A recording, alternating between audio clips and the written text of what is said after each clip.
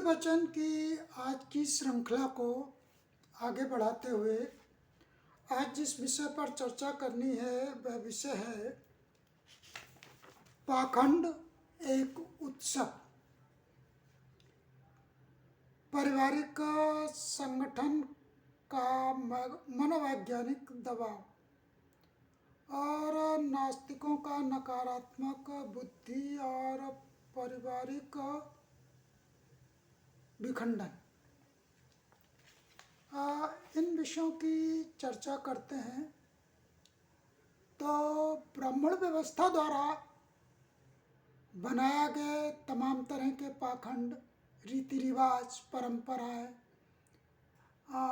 जैसे भैया दूज, रक्षाबंधन, दीपावली, दशहरा, करवा चौथ आदि बहुत से उनके मंथली या अर्ध मंथली या हाफ अर्ली त्यौहार हैं, आते ही रहते हैं। उसके अलावा कुछ साप्ताहिक भी हैं जैसे व्रत वगैरह। इनके पीछे का एक मनोवैज्ञानिक कारण है परिवारों को संगठित रखना।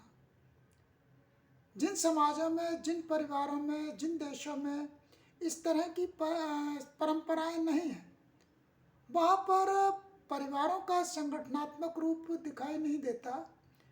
पश्चिमी देशों को देखें या अमेरिकन देशों को देखें, वहाँ पर पारिवारिक मॉडल ना होने का एक मुख्य कारण है वहाँ पर इस तरह के उत्सव नहीं होते।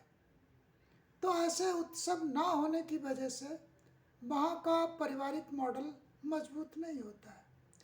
लेकिन इसके विपरीत जो हमारे यहाँ नास्तिक प्रकृति के लोग हैं, वे इन पाखंडों का विरोध करते हैं और उसमें वैज्ञानिक दृष्टिकोण निकालने की कोशिश करते हैं।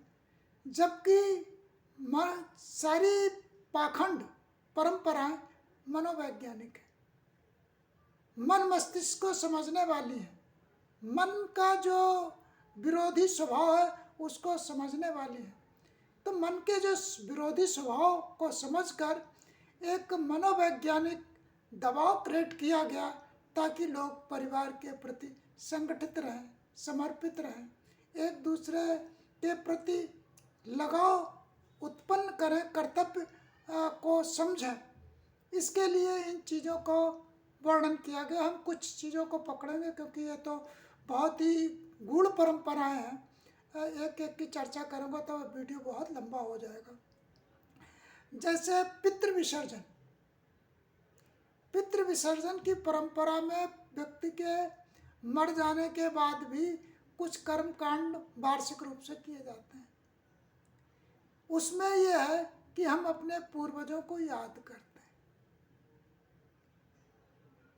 जो पूर्वज अपने भौतिक जीवन में अपने परिवार के प्रति सच्ची श्रद्धा, लगाव और समर्पण भाव से कार्य नहीं करते, उनका कोई पितृ विसर्जन नहीं करता। जो अपने अहंकार में रहते हैं, अपने बच्चों को, परिवार को सही रूप से लेकर नहीं चलते हैं, तो उनके पितृ विसर्जन की परंपराएं नहीं होती, क्योंकि कोई करता ही नहीं, कोई इंटरेस्ट ही नहीं लेता। यानी जिसको कहते हैं मरने के बाद का जो स्वर्ग, यानी उनको याद किया जाता है, उनको स्मरण रखा जाता है, वो तभी होता है जब वो इस तरह की परंपराओं के प्रति उनमें एक आसक्ति हो। तो जिसको ये अपेक्षा है कि उसके मरने के बाद भी उसको याद किया जाए, तो वो अपने घर और परिवार के प्रति अच्छे कर्तव्यपूर्ण दायित्व का निर्वहन करेगा। अपने भौतिक सुखों पर अत्यधिक जोर ना देते हुए, बल्कि पारिवारिक सुख समृद्धि के लिए जो संभव प्रयास हैं वो करेगा, और वो प्रयास दिखते भी हैं।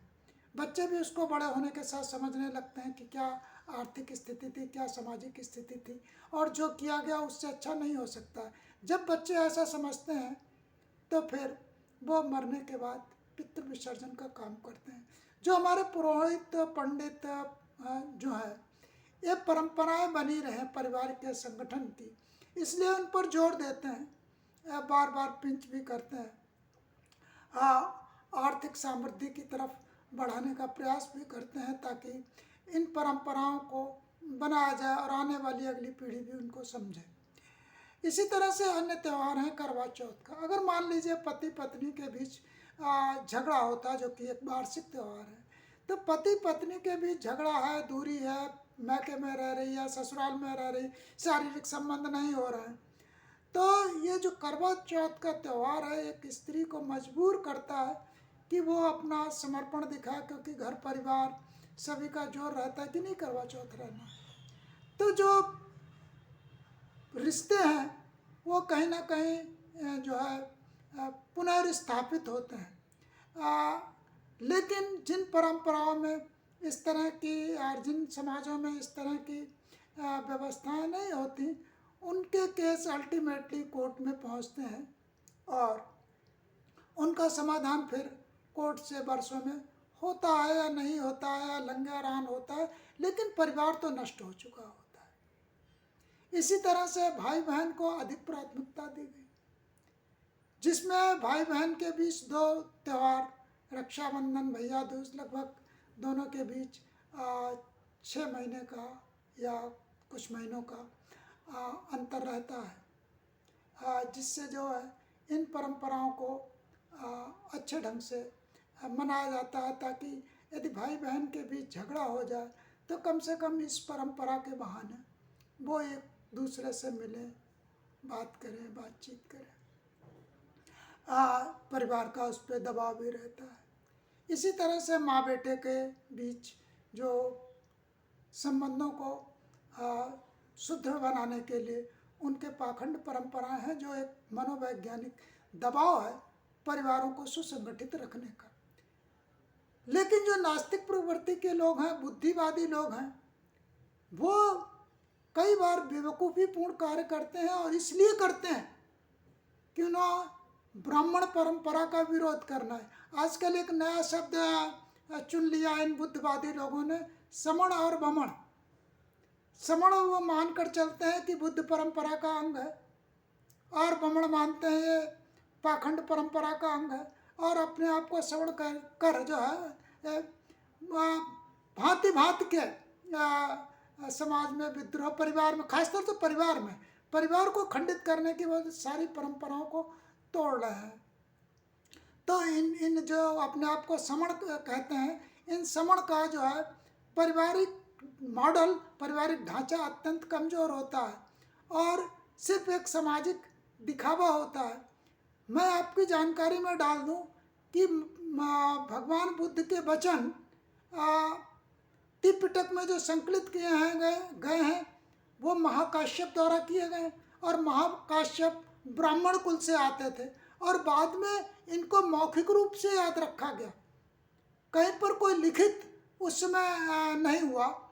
तो हम ये नहीं कह सकते बुद्ध के सारे वचनों को एकत्र किया गया। एक दूसरा, महाकाश्यप ने जो संकलित किया वो सारी बातें इसमें संकलित हैं, आज भी हमारे पास है। ऐसा नहीं किया जा सकता है। संगीति बार बार इसीलिए होती है ताकि उसको जो है पुनः संकलित कर लिया जाए, छूट ना जाए। लेकिन फिर भी कौन कितना याद रख सकता है, बहुत कुछ छूट गया है हमारी इन पारिवारिक को सुसंगठित रखने की परंपराओं को, जो अभी भी हमें ब्राह्मण व्यवस्था से लेने की आवश्यकता है। जैसे हमारा दीपदान उत्सव हुआ